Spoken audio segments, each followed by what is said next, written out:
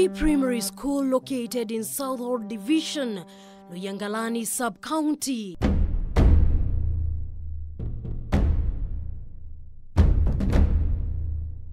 A young girl is living her dream, a dream to quench her thirst for education.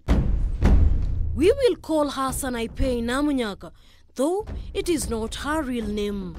She's about 13 years old.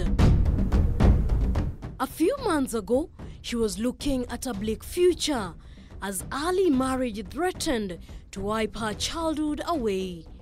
Well-wishers came to her rescue. She is still recovering from the trauma and is unable to speak about her experience. Namunyak is among thousands of children in this sub-county staring at early marriages and child labor. COVID-19 that saw schools go on a 9-month break has worsened the situation. A back-to-school campaign is ongoing to get children back to classes. However, some have never stepped into a classroom in their lifetime. We were able to achieve basically 2,000, which is 10%.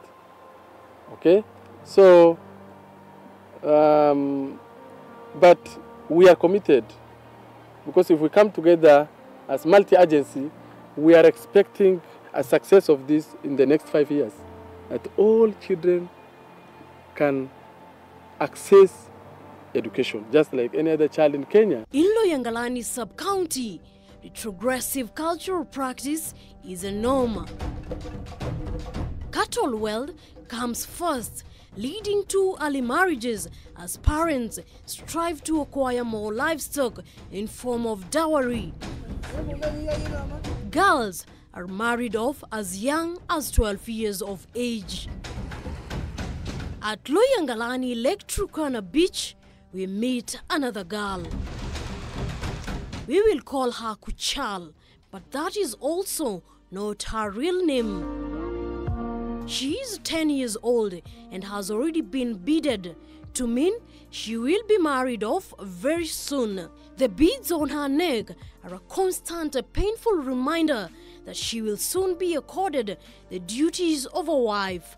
She has already given up, believing she has no say in the matter.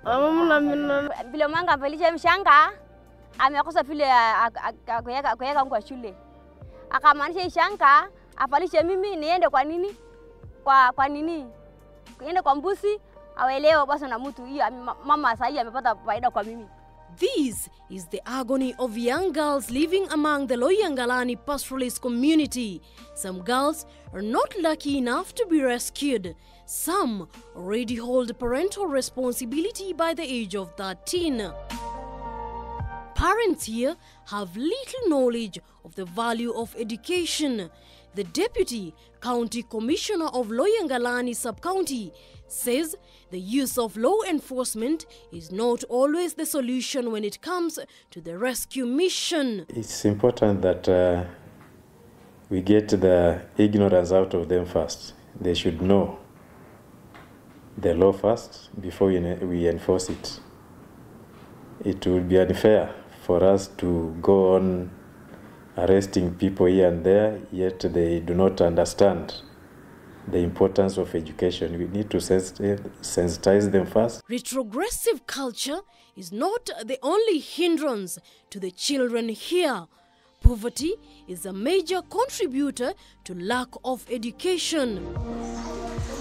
Young boys are involved in fishing activities in order to fend for their large families. Paul Ekiru, the Loiya-ngalani Beach Management Unit Secretary, confirms there are about 2,000 boys involved in fishing activities in the area, and among them, none is attending school. Naomba jamii iweze kuwa na hiyo moyo kurejesha watu shuleni. Na hiyo moyo ya kupeleka mtu shuleni ianze kwa mzazi mwenyewe. Na mzazi sio tu mzazi ambaye amekuzaa, ni community nzima.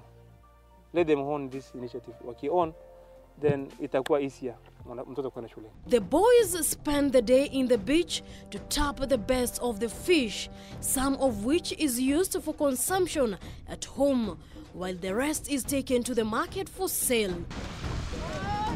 Fish in this lake is not only consumed locally, but also sold to other counties such as Kisumu, as well as to other countries like Congo and Uganda. The boys involved in the business at the source never get to enjoy the fruits of their hard work. According to the locals, the boys receive peanuts, all at the expense of their education. Watoto hapa haendi shule, bari tu ndio nakula. Kupata samaki kama hii moja ndio nakula, pata mbili nakula. Jarsu James is the Community Engagement Projects Coordinator of Loiya-ngalani, also a child protection enthusiast. He says the effort to rescue more children from early marriages and to bring the dropouts back to school is coupled by a myriad of challenges. School is the safest place, actually the safe haven for children. By bringing all these children back to school would require extra additional classrooms, extra desks. Yes, the government is trying a lot, but with this bigger number of children, we are also expecting those challenges. Even as an organization, we are also limited with resources because COVID-19 is affecting across the globe. Community dialogue with the help of the police force is ongoing in order to curb resistance from the parents, as well as sensitize the locals on the impact of education. But because there are only few role models emerging as a result of education within the area, the conviction to the locals seems like the journey of 1,000 miles. According to the 2010 Constitution of Kenya, every child has a right to free and compulsory education, but the circumstances here have taken away the integral part of their lives. Mumbi Wambugu, K24, Loiya-ngalani Sub-County.